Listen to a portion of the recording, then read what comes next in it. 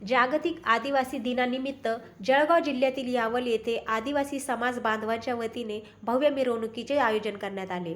पारंपरिक वेशभूषा, संस्कृतीचे दर्शन, ढोल ताशांचा गजर आणि उत्साहपूर्ण वातावरणात निघालेल्या या मिरवणुकीने संपूर्ण यावल शहराचे लक्ष वेधून घेतले.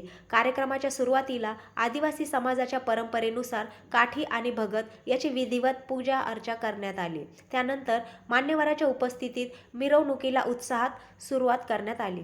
आदिवासी संस्कृती, परंपरा आणि ऐक्याचा संदेश देत समाज बांधव मोठ्या संख्येने मिरवणुकीत सहभागी झाले होते.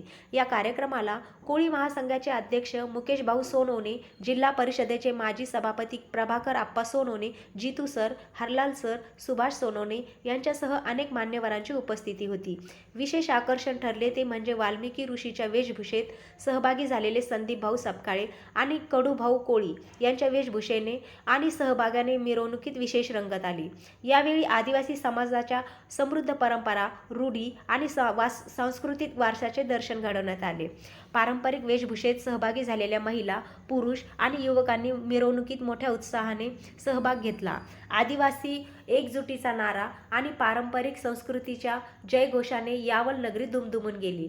या संपूर्ण कार्यक्रमाच्या यशस्वी आयोजनात मुकुंदाभाऊ तायडे यांचे नेतृत्व आणि मार्गदर्शन महत्त्वपूर्ण ठरले. यांच्या नेतृत्वाखाली कार्यक्रमाचे नियोजन करण्यात आले होते.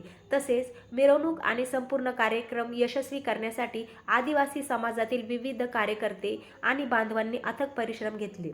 जागतिक आदिवासी दिनाच्या निमित्ताने आयोजित करण्यात आलेल्या या भव्य कार्यक्रमातून आदिवासी समाजाची एकजूट, संस्कृती आणि परंपरा जपण्याचा संदेश देण्यात आला.